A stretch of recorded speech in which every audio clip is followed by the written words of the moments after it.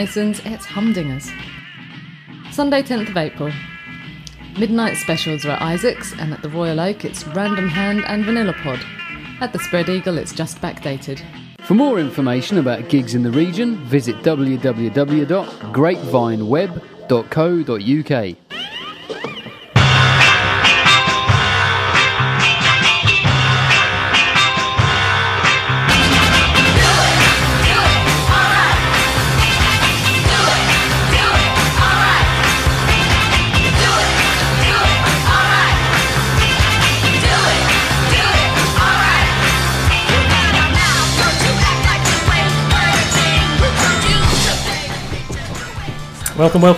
Welcome to the Naked Football Show. On the show today, we welcome Mr. Joe Ward, who's also got a show on ICR, and we'll talk about that in a little while, won't we, Joe?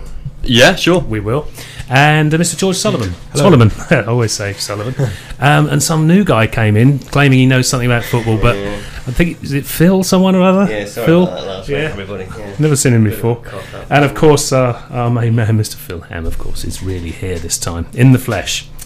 Studio at icrfm.co.uk if you wish to email in or text us on 0779 7800 712. Well, the new guy, looks like you're going to have to do the starting because I doubt anyone else went to Burnley, did Anyone else they? go to Burnley? No. You're not fancy a trip to the...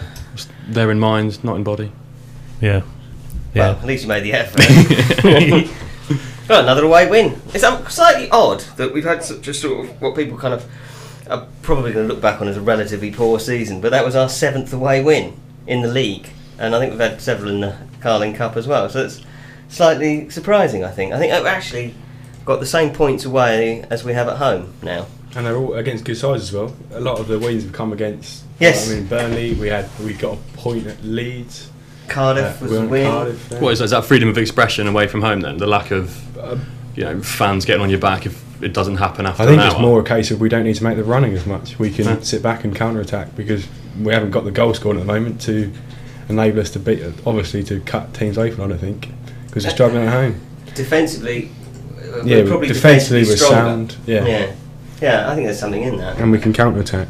And the fact that away from sort of whilst in that sort of mid-period of the season, we weren't very attacking at all, and so that probably did benefit us more away from home when teams were taking the game to us. But Burnley, I mean, the game started, Burnley with a brighter, then we scored 2 goals in 7 minutes, probably could have scored another one in between when Jason Scotland mistimed a shot when a cross came in from the right, and then they just sort of fell to pieces really. It was like watching Ipswich actually. It was for a side that are kind of people are expecting a lot of this season and that are still very much in the playoff running, because I think they're only a few points away. They're only a couple, I think. I think if they had won, they'd have gone in. Yeah. They just sort of fell to pieces really. They came out second half and gave it a bit more of a go and belting it up to Chris Uwalumo, who he does a good job in the air, but I thought Macaulay and Delaney did well against him, and they created 1 or 2 opportunities, but I thought things just they didn't look very convincing at all, I thought. And really, if you can look at the 2 teams, I've talked to 1 or 2 neutral reporters after the game, and they thought that of the 2 teams, the one that's probably likely to make the bigger impact next season was certainly Ipswich. Well, it took 1 lucky goal, didn't it? A decent, well-taken goal, not lucky, but from outside the box, a good finish to break us down. And at that point, I did start to worry because a team going for playoffs gets 1 back, you think they'll get a point here, especially at home, but they didn't, and they didn't really seem to look like they were going to. But no, I mean, Aaron Lee Barrett, I mean, he's had 2 games now, he's hardly done anything, really. Yeah. He's hardly touched the ball in both, and he got absolutely clattered by Delfonso at one stage. It was ridiculous. But that was probably the most energy he expended during the game, was kind of picking himself up after being rugby tackled, or Nat Lofthoused.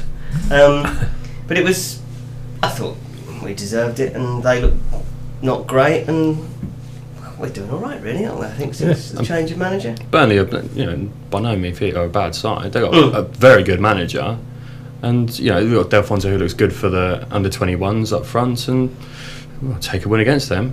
Yeah, it's lovely. I mean, particularly when you look at the team that we put out, because it's clearly a team with a view to next season, with Josh Carson making his 2nd appearance. Again, I thought he did well. I thought he actually looked more at ease in first team football on Saturday than they did against Scunthorpe, which is no surprise really. No, yeah, And for a 17-year-old, I thought he did pretty well. Especially got clattered in the first minute. I read that. And he looks another one. He's another one we can perhaps add to the list of players for next season. Really. That's what it's going to be about now, isn't it? Putting a team out so we know what we got next season. Are we ruling the playoffs out completely? Because we're 8 points away. I had a look at the table and I thought, well, it's not outrageous if we've got, I think, our next 4 games, or 3 at home against winnable sides and Norwich. So, right, we've got Palace and then Middlesbrough, which are both winnable, you'd say. Yeah. Then we've got Bristol City away, which will be tough. But our away form is pretty good. True. If we beat Cardiff, we beat exactly. Burnley, then why not? And then we've got Norwich at home. Yeah. I mean that's going to be a cracking game, isn't it? But yeah, I mean everybody's writing off this Norwich game as saying, "Oh no, we're going to get thrashed," and all this kind of stuff. No, we didn't actually play badly against Norwich. Although the scoreline did kind of suggest that it was a disaster. Yeah. In terms of how the game went when it was 11-aside, and I thought we were probably the better side of the two. Especially when we got our goal back, we then dominated for 10 minutes. And if we had scored again then that would have been a very different story. So I don't think anyone should be quite so doomy about the whole prospect. And it's a massive opportunity for Jules to stamp his authority on the club and say, look, I'm here. Well, it's a great way to end the season, isn't it? Yeah, exactly. So anyway, coming back to your overall point, we've got those 3 home games. Yeah, and the Bristol City away, all 4 potentially winnable, and then we're back up there again. I'm not saying we will make the playoffs, but I'm saying it's not out of the realms of possibility. Yeah, not beyond the realms of possibility. But I mean, we are talking pretty much outsiders. Having said that, I think I'd rather consolidate and build for next season rather than keep playing players that possibly won't be here next season and miss out by a margin that we were probably going to miss out by anyway. Yeah. Well, I mean, we have heard already the first news of players being released. Ian McLaughlin being one. I mean, he's not played in the first team. I've seen a fair bit in reserves. And any surprise with him? Never seen him play, but he seems to be. I mean, the fact he's in the RS 21s and seems to have done alright with them, and he's been away to Stockport, and I think he went straight into the side, didn't he? So obviously they were impressed by him. I was slightly surprised he didn't get a year, but then he is 19, so he's getting. Yeah, I mean, this is he's a second-year pro, isn't he? I think he came on a pro deal because it was just he joined us halfway through the season. It was some complication of academy rules or whatever, but. I have to say I've never been massively impressed with him. He's a big keeper, and he was big quite young, and I think that perhaps attracted them to him because I think they thought. Yeah. But I think that we've had better keepers in the academy, and from what I've seen, Cody Cropper looks a better keeper. I've not seen anything of Connor O'Donnell, the other one, the first year pro. So they didn't really come as too much surprise to me. One did come as a surprise to me was Josh Meekings, the second year scholar who's been released, centre half, who I was quite impressed by when I've seen him. But if you look at the number of centre halves we've got ahead of him in that sort of not quite in the first team but Eastman not in the academy, Eastman you've got Tom Eastman, Troy Brown, so it does make Tommy Smith as well. It does make you think, well, maybe the likes of Eastman will probably get deals because Meekings otherwise I would have guessed would have done. I suspect he'll go to Colchester because a lot of them do, don't they? Well, there's Richard Hall and Tony Humes there. Richard Hall's probably worked with Meeking since he was about 8 or something like that, and Tommy and Tony Humes similarly. So it's obviously it's always disappointing when these young players have to go because as a fan you want to see young starlets come into the first team and be quality, but it's just football, and often is the case where it just doesn't work out. And Rory McKeown is the other one who's gone, who I have to say I never really thought would make it Irish under-19 international, but I don't think he really made the progress they expected him to. The one surprise that I have been sort of surprised by is Joe White getting a contract. He's got a year left as an academy, hasn't he? No, he's done very well, I think, by all accounts, and I was impressed with him in the reserves against Watford. I think he's probably a little away from the first team yet. Well, he's only 16, 17. He's 17, I think, in January, I think I read. So looks another decent prospect, as they say, and local boy, of course. Coppleston lad. I went to school with him. I sort of know of him. I've never really spoken to him, but when he joined the academy, there was a guy who joined with him that I played football with for a few years, and he was Stefan Duskin. He got released. I know him, Well, he was always seen as a more talented player, but he couldn't channel his sort of talent. He went to Colchester, dropped out. He played on Monday night for Whitton in the Suffolk Senior Cup final. But I mean, this just shows you how players when they're young can build and go on, or got talented players, they can just sort of break down and not channel their ability, because I don't think he was ever seen as something really special. Joe, that is. I think Seth. I mean, I've played football against Seth. Actually, he's quite slight though, isn't he? I think it's a physical side. He's quick feet, and he's as you say, another one. He was released by Ipswich and went to Colchester because of Richard Hall, his coach from a very young age. But yeah, sometimes these players who are more slightly built don't get their chance. Yeah, that's right. Or don't progress quite as much. But do you think I asked this question last week, but someone wasn't here anyway. Do you think... I'm not going to be allowed to forget this, am I? No, absolutely.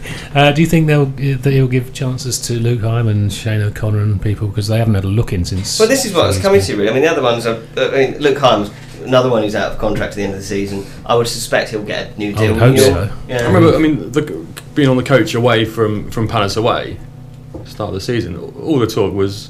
How good is Luke Hyman? Yeah, absolutely. And he bossed that midfield. It's just a shame we haven't seen more of him this season.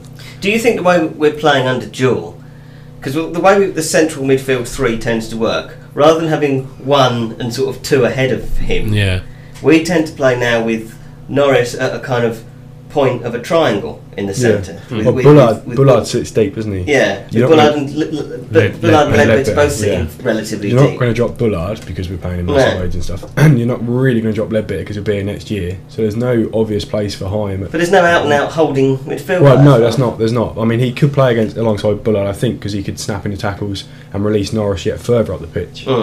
But yeah, I don't really see him getting into that, because that's the key with how we play it. We can play Carson wide, because he's a wide player. He's not as important as someone in the middle. Although Hyam has shown that he is a top player. At the start of the season, he was obviously really impressive.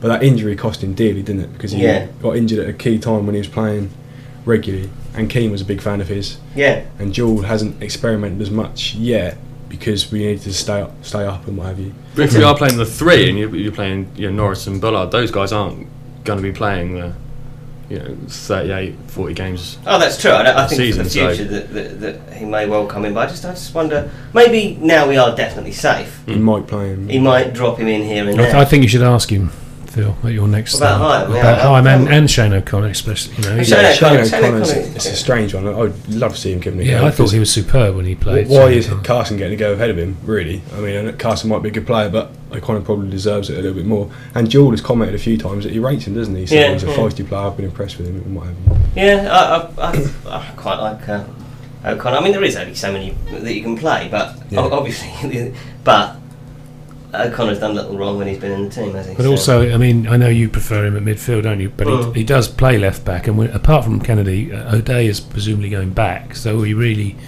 could do with him playing at left back at least for a couple of games this season before it finishes. Just have a look at him, I would have thought. Yeah. I think it wouldn't be a surprise perhaps if both those got involved. I'm trying to think of the other. We've got plenty of others. There's 11 in that kind of first and second year group that are out of contract. There's Hurahan, who we've not really seen a whole lot of. Not seen at all, have we? I think he might get a contract just on the basis he's done reasonably well in the reserves and is fairly highly rated. Ainsley, I would guess, would go. Have you seen much of Jack Ainsley? No, not personally. Which is probably indicative of why. Well, yes, because he's 20 and he's second year. Reggie, I would have thought Reggie might go. I wonder whether he might end up going to Bristol Rovers, because apparently they did very well for them yesterday, and they seem to quite rate him down there. I'm trying to think who else there is out of that age group. There's quite a number, and then we come. We're actually learning now where we are with most of the senior players, aren't we? I mean, Carlos Edwards, we know he's going to stay. Delaney offered a contract. It's not definite. He said in the paper tonight that he's thinking about it. You can't imagine him wanting to leave, can you? I know, but you do get the impression he'll probably stay, don't you? Same thing with Macaulay. Yeah, hopefully. I mean, now that Jewell said we've often contracts, it's in their court, isn't it? So. But with Macaulay and Delaney, do you think if one goes, that might influence the other one? Or if one stays, even if the other one's thinking, I fancy going, is there the partnership there off the pitch that will say, look, I don't know. Stay with me. They are off the pitch. I think generally the squads tend to get on, from what I gather. I think that they're sort of people are quite close to one another. I don't know. I don't know whether it would affect. I would guess that Macaulay would probably get a move to a slightly higher club up the division than Delaney, probably, if other. Well, that's what made me think Delaney would definitely stay, because there's no Ipswich Town out there giving him a contract. There's no club on that sort of status. You wouldn't have thought. Macaulay is same situation as Norris, in that It's his last big contract. He'll want to get the most he can. Well, they're all at roughly 29, 30, 31, aren't they? Yeah. Well, in fact, Delaney's 30 in July. So they're all 30, 31, aren't they? The three But of them? with Norris, I can certainly see why we're sort of stalling over giving him a long contract, because was he 30, 31? He's just 30, I think. Yeah. Well, does he want the 3 year and we're yeah, only and proposing the kind 2? of player that he is, if his legs go, Yeah. he's all but gone, really, isn't he? Mm. So you can certainly running is such a part of his game. When he's 33, 34, is he still going to be doing that? But he must be looking at Jimmy Bullard thinking, well, Town want to sign him up, and he'll be at the age where I will be if I have this 2 or 3 year contract. You know, why are they going to break the bank to give this guy? Well, obviously because he's a better player, he's on Premiership wages. Yeah. He must be thinking, well, you know, we're both starting in the same team. Surely they can play me until I'm 32, 33. I think there is a... It's the type of, I think it's what George said though, isn't it? The type of player, isn't he? Whereas Norris relies a lot on his running. Bullard pretty much doesn't. there's also... there is a fairly public negotiation going on though, isn't there? I think the way that his agent is kind of talking to other clubs and telling Paul Jewell, you can plan without David Norris next season. Whilst Norris goes and says to himself, well, actually, I'd quite like to stay. You can see why agents get a bad name. Yeah, this bloke going but around, you can see that his agent is just trying to kind of get any interest. So other clubs will offer him contracts and then go, well, we've been offered this by Portsmouth or Palace or whoever, so he can come to Ipswich and say, match this, or he'll be off. And but at the end of the day, I think Norris will probably stay as well, don't you? I hope so, yeah, and it does seem likely. The performance he's putting in and the fact that he wants to stay. Yeah, I think that's true. Top scorer as well, isn't he? He is. Of all the people still here for the last so many years, he's top scorer. Yes. Ever. All over, apparently. Someone told me this in the pub the other day. Is that right? Yeah. Well, there you so go. if you count everyone that's here for the last 5 years, he's top scorer. Something like that, anyway. And then we had Colin Healy and Brian Murphy. They were offered contracts. I imagine they're probably a year or so each, wouldn't you? I don't think they've kind of revealed how long. I think Healy's proved to be a good buy, hasn't he? Like, Yeah. You know, Well, he had a since pretty disastrous start under Keane, and then it was completely dropped. Since Jules come in, Healy has Yeah. been a bit of a revelation, I thought. For what the initial price was. I mean, Healy's been a great service. 75,000. That's 100,000 euros. I think That's it was. fine. To be fair, it was what's his name who took over from Keane temporarily. Well, I think it was the fact we didn't have any central midfielders. Yeah. Because we've got several injured, didn't we? We Norris was one of played Healy and Kennedy in the middle. We didn't have anybody else. That's did we? right, and he pushed Wickham wide, didn't he? Got injured, didn't he? And they're suspended. Suspended. Yeah. So he wasn't left with many old. But he did. Yeah, I mean, the Arsenal game was the making of him, really, wasn't it? Yeah. But what I've seen of Healy since he's come in is he closes down very well. He works very hard, and his touch is perfectly adequate for He's the a level. good footballer, isn't he? Yeah. I think that's the thing. He can pass the ball. He takes it. And some of the goals he scored in the reserves last year, the real sort of little chips over the keeper, and really classy. I like it. I think our midfield's actually looking quite classy at the moment. Yeah, for, the for us, players, for a change. It looks Ipswich-ish, I think. Yeah. Oh, Ipswich. Yeah, Very Parsi-ish, you mean? Yeah. What about Brian Murphy then? And where does this whole and of course Aaron Lee Barrett? He hasn't been offered a deal as far as we're aware. What do you think about the whole keeping? I was going to say situation? it's probably between McLaughlin and Barrett for a contract. Would you say if we want 3 in the squad? And if McLaughlin's been let go, then you wonder if Lee Barrett gets one. Do you think he might let one of the other 3 go though? Well, you see, my thinking on this is, and you know, this could be. We missed your thinking last week, Phil. I thought Chris liked the programme, didn't he? Chris did. The clubs in the Championship don't normally have 3 goalkeepers, do they? No, that's true. We've not ever really had 3 goalkeepers. I mean, you don't need 3 goalkeepers. No, you don't. I don't think, because you get your first choice keeper gets in, your second choice keeper comes in, and you get someone in on loan, or you put one of the kids on the bench, don't you? Yeah, it's a strange thing that Town at the moment have the third choice keeper in goal. Well, I think that's just to have a look at him, isn't it? Without him being like a 17-year-old kid. Without him, yeah. But the very fact that he's offered Murphy a contract and he's looking at Lee Barrett, so he clearly is considering offering him a contract, even if he ends up not offering him a contract. Phillips off. Do you think this means that Phillips going to go in the summer? Because Phillips only got a year left on his contract, and he's a saleable asset, I would say. A Championship club would buy him. I've said before that I rate Phillip and I'd like to see him stay, but I can certainly see where you're coming from. And Murphy is a good enough keeper. And I also think that perhaps people overrate the importance of a goalie sometimes. If we can go and get some money for Phillip, say £1 million for Phillip, it probably won't be that much because we bought him for less than that, didn't we? It was something along those lines, though. If we can get that sort of figure for him, why not let him go and reinvest that elsewhere in the side? Well, I just don't think you've got Murphy and Lee Barrett as good enough players to. Well, I mean, I agree with you. If he's got only a year left on his contract, I mean, whether he's got some option or something of another year afterwards, I don't know. But all things being as they are, as we understand them, it's probably the only time we can really make any money on it or crystallise the asset, as they say. Well, the gulf between Phillip and Murphy isn't. I think Murphy's a better goalkeeper. I would argue. Yeah, I'd argue that Phillip has made more mistakes than Murphy's made. I'm inclined to agree there. I feel safer with Phillip in goal, but his kicking is awful. His kicking is dreadful, but Murphy is a good goalie, and I certainly wouldn't feel bad or think that we've got a dodgy keeper with him in goal compared to Phillip. But for me, Phillip looks every inch of. Does he really not concern you with the crossing, the flapping at crosses? No, I agree with that. I agree that I feel more safe with Phillip in goal. It was 2-2 then, Phil. That's right. Only one thing for it. But we better get to the wires. Absolutely. Are there any opinion on the goalkeeping situation? Well, I'll just go through them as they came in. This is actually from last week, but we didn't get there because someone went missing. Because I didn't get This is from Sean Laws, who I believe is on the show next week. Hello, Sean, who's from the States, I believe. Why don't we bring Ronan Murray back from his loan? That's the first part. Well, I asked about this, and he said not at the moment, sort of thing, because he feels he's got options, and that Murray is better off playing first-team football. That's the thing, is that if Murray's playing every game, then let him stay there. Which I don't think is an unfair argument, as you say. And the second part, Carlos has right back locked up, but who's our best option at left back? I don't think anyone has played well enough there to be given the job outright yet. I think Kennedy's done okay. I'm not convinced that all the.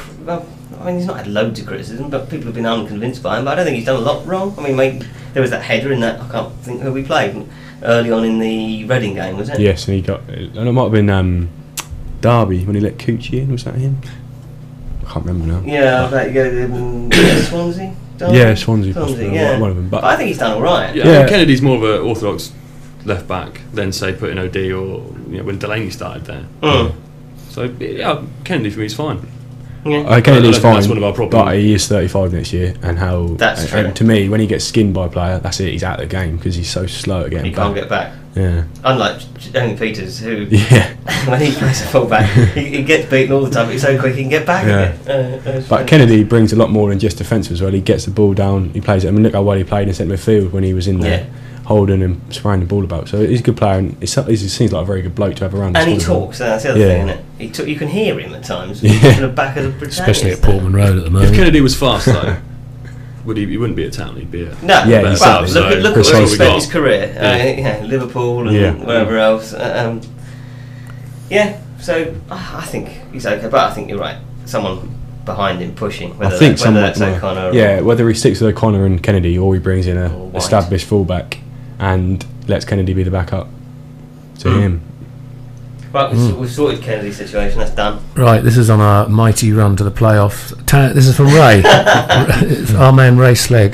Town need a run like the mighty Roch, because he comes from there. Yeah, I know. I drove him like the mighty along the Rochdale Canal on Saturday to oh really? To Burnley, to break into the playoffs, and it can be done. Believe, he says. There you go. Well, there's a message. You heard it here first from Ray. Evangelist. Right, Paul Atkins. Good afternoon, gentlemen. Apologies if you've covered this in an earlier show, as I was still to catch up with the last couple of podcasts. My question: Josh Carson seems to have made his way into the first team without any great fuss. I do not recall it being suggested that he was destined for a first team place. Did anyone see this coming, and how good do you think he could be? Well, they've always said good things about him. When I interviewed Sammy Morgan 2 years ago, and just as they've signed Josh Carson, and he was clearly really chuffed to get him because he was like captain of the Northern Ireland schools under 16s, and Fulham wanted him and various other people. So he's clearly someone they've thought a lot of. And in the reserves several weeks ago, there was a match where the first 11 was kind of all first and second year pros and Aaron Lee Barrett, and one academy player, which was Josh Carson. So he's sort of next in line, sort of thing. I think it's surprised that he's made progress into the team quite so soon this season, given his size to some extent, because he's only 5'8", 5'9". Yeah. But I think he's done all right, really. Yeah, and the comments on TWTD of the reserve games called him King. Was it King Clancy they called him? People that watch him, fans that watch him, obviously rate him. Yeah. He's quite an exciting player, and I think it's good to have him in there. I don't think you can knock it. I think he's going to be a central player eventually, though. I think it'll be that sort of, he'll control games more from the middle. I think it's because now he's playing Wickham up front, isn't he? So I think he wants some little fella like the proverbial fox in the box type player to play with him, doesn't he? Mm. I think this is now. Yeah, well, and he finishes by, this is still Paul, any other little gems waiting in the wings? Well, it's dangerous to say little gems because you mentioned someone and they'll be released next week, don't they? I always like Cormac Burke when I've seen him, although I wasn't massively impressed with him in the Youth Cup game, although I think he scored, but I thought he could have played better, but I thought Carson could have played better in that game. Who else? Joe White, we've already mentioned. Cody Cropper, quite like him in goal. I'm trying to think of the list now. Of anyone else spotted any gems in the academy or in the reserves? Especially Tommy Smith, I think, can still do us a job at centre back. I think he's going to be a good player. Yeah. But we've got we've got Tommy Smith ahead of him. Yeah. And you wonder, Troy Brown was a good player as well, but are these players going to get a chance, or will they go at the end of next season perhaps? Do you think they should be sent out on loan, the likes of Eastman? Yeah, for the whole of next season? For a good time. But the thing is, with the money we spend in the squad we've got, it's so hard for young players to get given an opportunity. Yeah. Because it's such a results-based business now that you need to get result.